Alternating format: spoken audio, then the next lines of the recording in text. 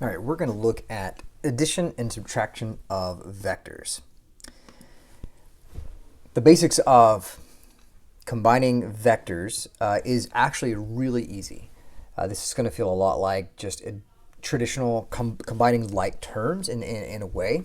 So one thing we want to do when we combine vectors, do basic operations with vectors. Today we're going to be talking specifically about just addition and subtraction.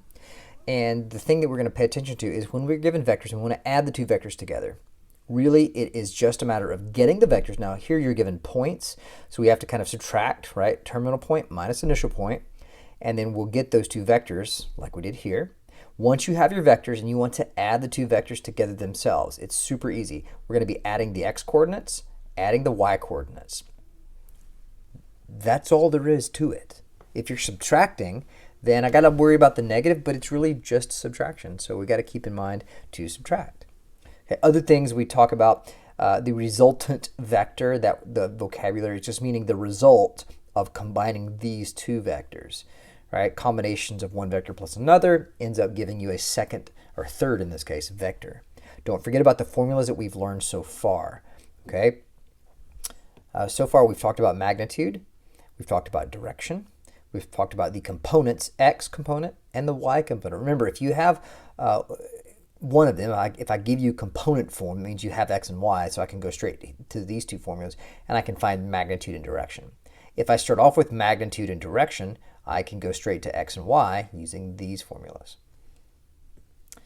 Right? An example here would be, hopefully you've already looked at some of these. I'm just going to kind of walk you through them. Here again, they're going to give us points. Once we have points, I have to subtract them to get the actual vectors. And then you're just going to add the x's together, add the y's together. This is another way to do it. This is kind of like a traditional addition problem. You're going to be putting the x's on top of each other and the y's and adding this versus adding them horizontally like that. Technically speaking, either way is good. Okay. Visually, what we're doing here is adding the two vectors, right? Once we were to add them, we would know that this is the resultant vector once we get done with it. Geometrically, when you add vectors together, right? Algebraically is what we just did a minute ago, where you wrote out the components with x and y. Geometrically is where we're actually going to draw them. Okay, and you can see that right here. We use a tip-to-tail method where we draw one vector to start with.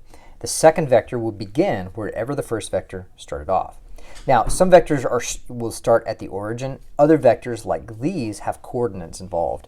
So that means we're going to go ahead and subtract to find the vectors themselves, right? So here, CD and XY coordinates, I actually just plotted the points and connected the dots, right? From there, you're going to go from C, beginning at C, and end at D. So I drew a point here. Make sure to put the arrow tip on this end. The next vector is 3, -4, and 7, 0. So I went ahead and drew this vector, right? This one ends up being down at the bottom down here. But if I want to add the two vectors together, what we end up doing is we're going to take the vector. Now remember, a vector itself doesn't have a specific position on the coordinate plane. The points do. Remember, a vector is really just a set of directions. So I went ahead, I took the second vector, right? They said take this one plus this one. I took the second vector and I found its components, right? You knew that when you subtracted. It's 4, 4, or you could have just literally counted it over. And so I went ahead and I counted here, and I started here, and I just did the same directions, and I ended it right there. The answer to the question is the blue vector. I'm going to start at the very beginning and draw a line to the very end. Now we've already did this addition in algebraically, right? So we know the vector is 1, 9. If I were to start here, go over 1 and go up 9, I end up right in that exact spot. So just confirmation that whether I do this geometrically or algebraically, I end up with the exact same vector, the same set of directions either way. Okay, the next example, I did this one a little bit differently. I wanted to show you that it didn't matter which way I added vectors, right? CD plus XY or XY plus CD, same kind of scenario. So I put C and D down, right? That's this vector here. And then I put down the 2 points for XY. What I did was I took that vector and I went ahead and I drew that point here. I just brought this vector down to the xy vector, the black one down here. So it's almost like copy paste. I took this, it was negative 3, 5, and I brought that down here. I went negative 3 this way to the left 3 and up 5, put a point there. I drew the blue vector from here all the way up to there. Okay, here again, this is the second one. We've already found it was 1, 9 previously. And if you count that blue vector, it's going to go over 1 to the right and then up 9. I don't know why I wrote it twice, but you can see that. Okay, same vector whether I add it one way or the other. The triangle method, which is what this is called, will always give you the final vector in the end that is correct. Now, geometrically, when you draw this out, your solution actually is this picture right here. Right? You want to make sure that you indicate which vector is your solution. I either circle mine or I'll draw them in a separate color. I use the other two as the single, like a single. Maybe I'll do this in pencil, and maybe I'll do this one in pen, or maybe I'll do something different to highlight, or maybe even circle it like I did there. And that's it. That's really how you would do a geometric representation of the vector. Now, some of them asks us to find the resultant vector, or here, and the direction and the magnitude, right? So obviously the 1, 9 is my resultant vector. I can always go into the algebraic part and do the tan inverse of 9 over 1 to get 83.7, and square root of x squared, 1 squared plus 9 squared to get the square root of 82.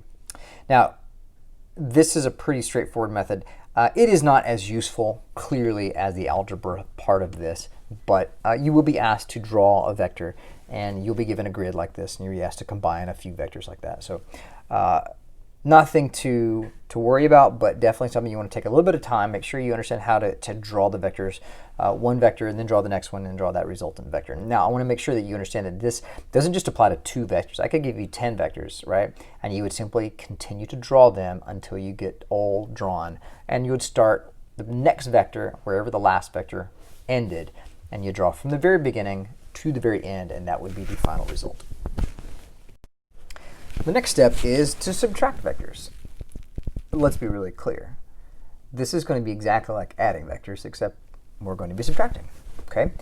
I only have to be careful about the subtraction part of this, and I'm not going to take a lot of time to really go through this because I think we all get kind of what I'm saying. I'm going to have to find out vectors. Now, if they gave me vectors to start with, then I don't have to do the subtraction here, but they're still continuing the same example as before. Finding the points, then using that to get my next set of coordinates, and get my vectors, right? So we're going to subtract the d minus the c to get these 2 points. So negative 3 and 5, and we subtract xy, we're going to get 4, 4. To subtract 2 vectors. Now, some people will distribute the negative sign to these two and add them, so change this to addition. I don't do that. For myself, I know that I would tend to possibly forget to change the sign, and I'm really okay with subtraction, so I'm not really worried about saying subtract. Negative 3 minus 4 is negative 7, right? 5 minus 4 is 1. And so my end up, when I subtract the 2 vectors, I get negative 7, 1. Okay, when I draw the vector, this one's a little bit trickier. Okay, when you draw a vector and you're going to be, or when you subtract vectors graphically, you have to remember that when you add a vector, like before, I just add it tip to tail. But when I draw, it's easier if you think about adding the opposite. And so what I end up having to do is I'm going to do the opposite of the vectors, right? So if my vector that we were working with, if we look at that one, we're adding the 2 vectors together, right?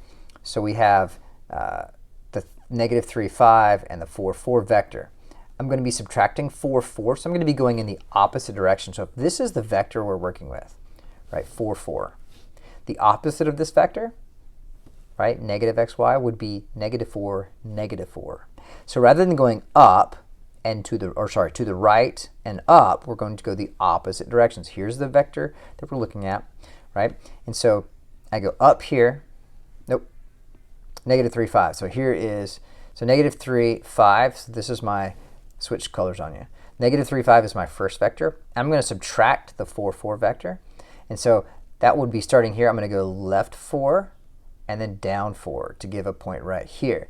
And the black, yeah, that's circled and it shouldn't be. Let me fix that real quick. The black vector you see here really is the solution to the problem. And so the resultant vector, as I'm more comfortable circling that vector. That's the answer to the question. And so you end up subtracting by going in the opposite directions. Remember that up is positive. When we put coordinates down, when you put things on a coordinate plane, your up and to the right are both positive. Going down and to the left, these are all negative directions, right? If you remember that, going opposite just means to go the other direction, right? If I'm going down, I go the opposite, I'm going to go up. Really, you're just going to be changing the signs of the vector's components. This is all doing, we've already mentioned this. We talked about the triangle method. The parallelogram method is kind of silly because it's the triangle method twice. I could go either order. Remember I told you that you could add in any order, and I did this previously. I did one way, then I did it the other way, and so it knows that if I'm adding vectors, that either way I'm going to get to the same exact location, and that vector that you see here, the a plus b, is going to happen either way you go. The last part of it is just about magnitude. What we want to talk about here is if we were to find the components, or find the vector by combining these two vectors, right? If we added u and v together and we got their resultant, if I found the magnitude of each individual one, would this be bigger, or would it be longer if I added them together first and then found the component, the magnitude? And so what we can do, we can graph 2, 5, right? And so, or you can graph 3, 2. So here I went over 2 and up 5. This is a vector. It was over 3 and up 2. Oh, yeah. And so, and I'm roughly estimating here. And I took this vector and I brought it to the tip. It's pretty obvious. Is the combination of these two vectors longer or shorter than this one? Obviously, the red vectors are longer, right? So if I were to find the magnitudes individually, which is kind of like going around the corner to get somewhere, the distance would be, versus going straight there with my resultant vector. So you're always going to have a straighter path. It's always going to be shorter than if you did it that way. And I did that really here. We found out that if you combine them together, the square root of 13 and square root of 29, you get almost 8.9, or is that 8.99 maybe? And then if you did it the other way around, you're going to get the square root of 50, or 7.07. And so you end up getting a much shorter path by doing it, by adding it together and going there. Anyway, if you had a question like this on a test, you could simply kind of trial and error, just plug it in and work it out, and just to see which one works out. At the bottom here, what I gave the students in the class were a number of vectors, and this is kind of what you'll see on assessments and things like that. This is actually pretty easy. Usually I'll give this to you on a set of, you'll have a grid, and either I'm going to give you the coordinates, or you'll be able to count the vectors themselves just literally by looking at the squares on the coordinate plane. We have a vector A, which is 3, 0. So I'll go straight over to the right, 3 and 0 up. We have vector B, which is 0 and then 2 straight down. And we have vector C, which is 2, 2, right? So I'm kind of giving you there. And here, this is a very rough estimate kind of thing. I can ask you to combine these vectors in loads of different ways, right? And so we could say A plus B plus C. I could do 2 minus 3 times 4B. I mean, I could tell you to go, B 3 times, right? And you would have a vector B that would be going down, but you would make it just go down 3 times. But in this case, to find a vector like this, to do 3 of them, I'm simply going to add them tip to tail. So go over 1, 3 like this. I went straight down 2. And then I went over 2 and up 2 and ended up here. So it looked like I went over 1, 2, 3, 4, 5 to the right, and I drew that, and it looked like a straight line. And if I do the combination of the vectors, 2 plus 0 plus, or 3 plus 0 plus 2 gives me 5. 0 plus negative 2 plus positive 2 is actually 0. So visually, you can see I have a vector that is 5 units long, and it's horizontal, so it has no y component. And when I do the algebra behind it, I get to see the same thing. And I could find the magnitude direction at that point, but that would be pretty easy. The direction in this case is 0, and the magnitude is 5, because it is 1, 2, 3, 4, 5 units long. Anytime it's horizontal or vertical, the magnitude becomes very easy to do. It is simply the number you have, not 0. Got any questions? Please let me know, and I'll see you guys next time.